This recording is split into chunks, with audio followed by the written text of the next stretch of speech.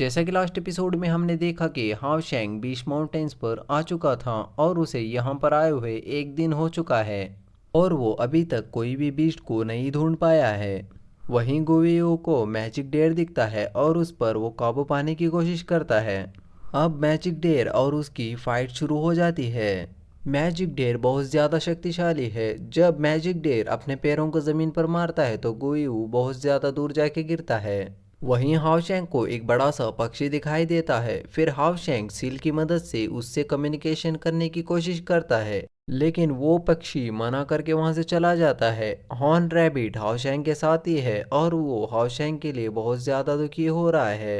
वहीं अगले दिन गुईवू एक केव के पास जाता है। उस केव के अंदर बहुत ज्यादा खतरनाक केव मॉन्स्टर है। गुईवी सील की मदद से उससे बात करने की कोशिश करता है तो वो केव मॉन्स्टर गुईवी का डेमन बीज बनने के लिए तैयार हो जाता है। वहीं अब हाओशेंग के पास सिर्फ एक दिन बचा हुआ है और उसे अभी तक डेमन बीज नहीं मिल पाया है। फिर हॉर्न रैबिट हाओशेंग को उसके पीछे चलने के लिए कहता है। फिर हाओशेंग हॉर्न रैबिट के पीछे एक अनजान जगह पर आ जाता है। उसको उस जगह पर सिंगल हॉर्न यूनिकॉर्न दिखाई देते हैं और इनका नाम स्टार शाइन्स यूनिकॉर्न है। तभी वहां पर यूनिकॉर्न्स का किंग आता है। ये स्टार शाइन्स यूनिकॉर्न का किंग है। हाओशेंग उससे सील की मदद से कम्युनिकेशन स्टैब्लिश करता है। फिर हाओशेंग कहता है कि मैं एक नाइट हूँ और मैं एक मून सेप टेम्पल से आया हूँ और यहाँ पर मेरे लिए डेमन बीस्ट को ढूंढ रहा हूँ। यूनिकॉर्न का किंग कहता है कि अच्छा, तुम्हारी वजह से ही लाइट एलिमेंट में फ्लक्चुएशन हो रही थी और वो कहता है कि यहाँ पर से सबसे ज़्यादा लाइट तुम्ही से आ रही है। हाओशेंग पूछता है कि क्या हम पार्टनर्स बन सकते हैं क्या।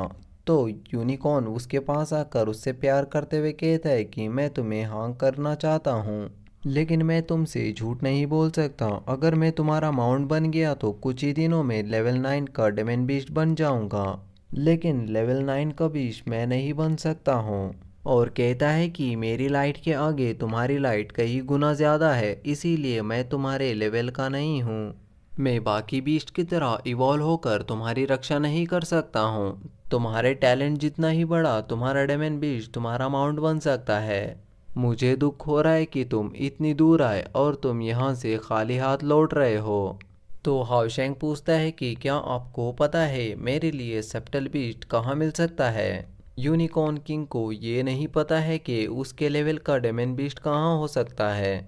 फिर हाओशेंग उदासी से वहां से जाने लगता है। हाओशेंग के पास अब सिर्फ कुछ ही समय बचा हुआ है। तभी वहां पर गुईवी भी आ जाता है, जो कि अपने बड़े से डेमन बीस्ट के साथ था, क्योंकि ये हुआ ने उसे बताया था कि गुईवी से दूरी बनाए रखना। इसीलिए हाओशेंग वहां से चुपचाप जाने लगता है। लेकिन वो हाओशेंग के साथ साथ भी ये हुआ को भी गालियां देने लगता है। तब हाओशेंग को बहुत ज़्यादा गुस्सा आ जाता है। फिर हाओशेंग अपनी स्वॉर्ड को निकाल के अपने आइकॉनिक स्किल का इस्तेमाल करते हुए उसे बहुत ज़्यादा पीटता है।